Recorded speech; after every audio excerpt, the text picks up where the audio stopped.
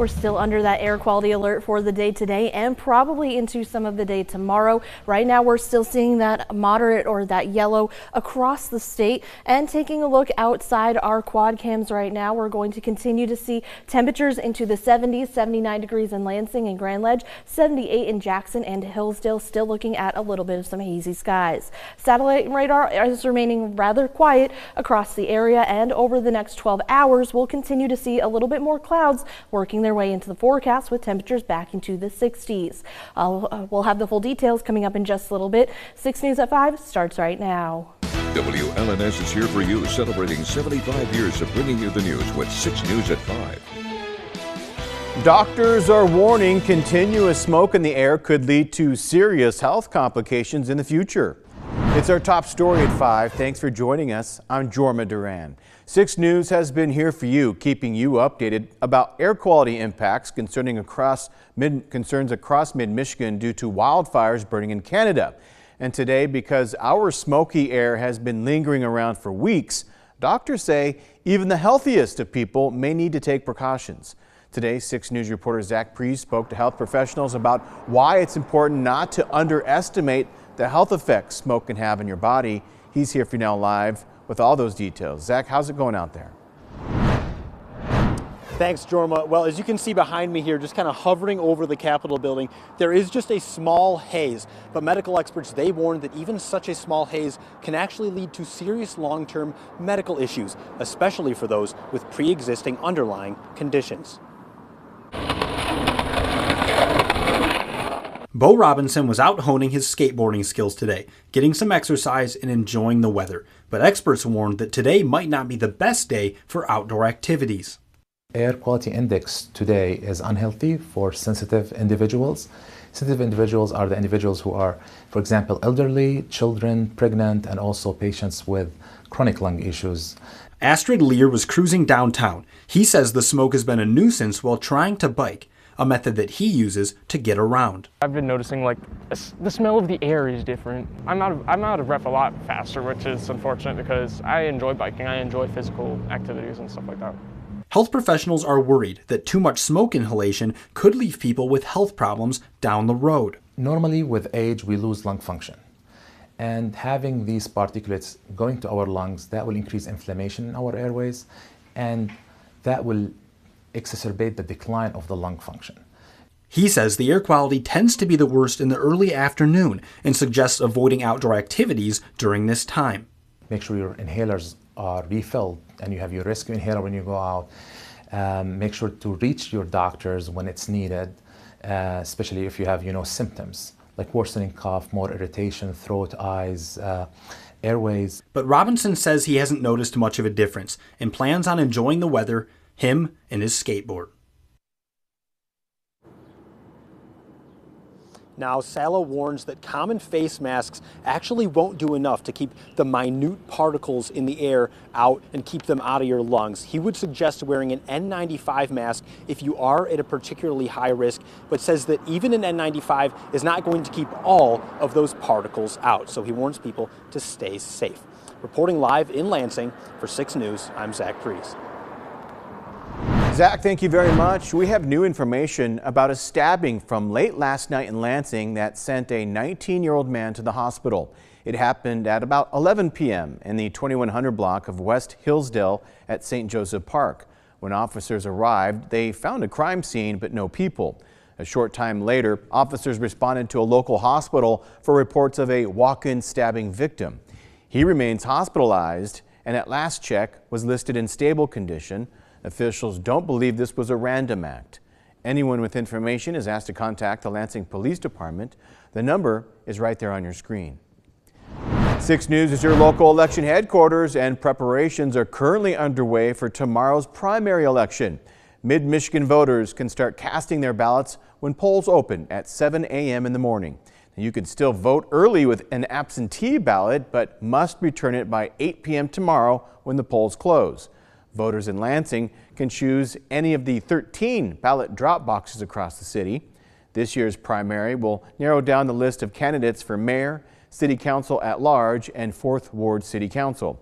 Voters will also decide whether to renew the City Park millage. You can find more information about the candidates and the August primary by heading to our website, wlns.com/vote.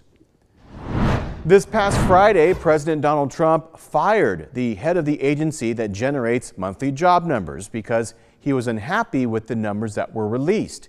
He claims that the report that fell below expectations were politically motivated. Washington Bureau correspondent Trevor Shirley is in D.C. with the continued fallout. The president claims Friday's numbers were, quote, rigged against him. President Donald Trump alleged Friday's jobs report numbers were manipulated for political reasons, saying Erica McIntarfer, the director of the Bureau of Labor Statistics, needed to go. This woman came out with these phenomenal numbers on Biden's economy. Phenomenal numbers. And then right after the election, they announced that those numbers were wrong.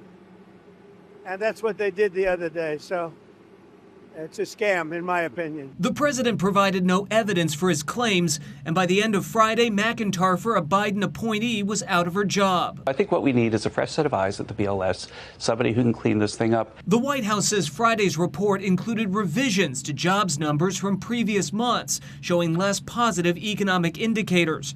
Post-report revisions to jobs numbers are standard procedure. I don't think there's any grounds at all for this firing, and it really hurts the statistical system. It undermines credibility. The president's claims about rigged numbers threatens to undercut the political legitimacy of the U.S. government's economic data, which has long been seen as the gold standard of U.S. economic health. He's trying to weaponize the Bureau of Labor Statistics. That tells you a lot about their insecurity about the economy. And the state of economic affairs in America. Economists and investors have for decades generally accepted the data as free from political bias. This is way beyond anything that Richard Nixon ever did.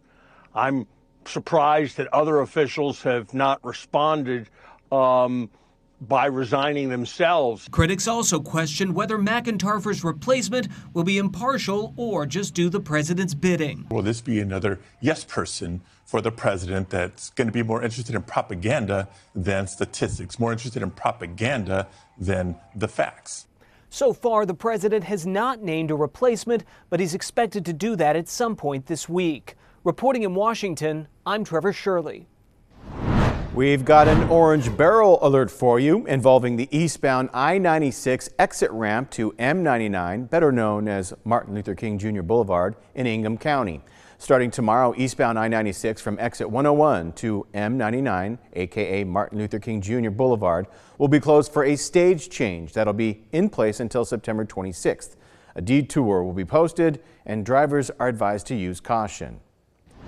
It's that time of year when county fairs are popping up all over the region, and this week it's the Jackson County Fair, and that's where we find Chief Meteorologist David Young. He joins us now live from the fair. How's it looking and feeling out there, David? It's great out here, Jorma. I mean, we've got a little bit of cloud cover, but that just kind of means you don't need as much sunscreen, I guess. But you're right, fair season is a great time of the year in mid-Michigan, and this week it is the Jackson County Fair. Lots of rides, foods, you know what comes with fairs, and lots of great performances here as well. Lots of music happening as well. Weather-wise, though, as we watch the forecast over the next several days, I expect the humidity to start to increase out here. But overall, it's still going to be very nice with temperatures that should be very comfortable until we get into the weekend, and that's when the humidity will begin to creep up just a bit across the area. As far as the forecast is concerned, it is looking good.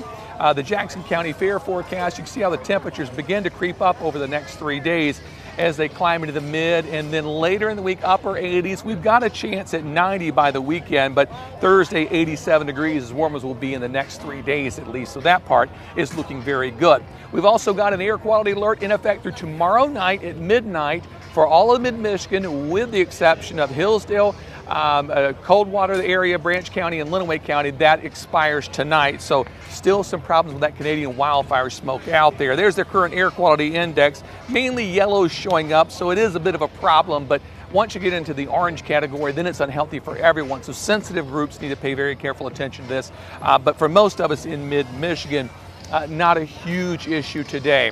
So we check out what's happening with the satellite and radar. We've got mostly clear skies other than that cloud that was blocking the sun for me, but It's out now. So sun beating down here in Jackson, but it is looking good and no rainfall threatening anywhere nearby.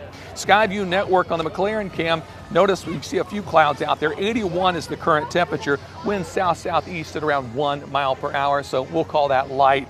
In Grand Ledge, temperature also at 81, humidity 54%. Max wind today, 0, so very little wind in the Grand Ledge area. As we head into Jackson, where I am, 78 degrees. That feels about 78. No real heat index out there.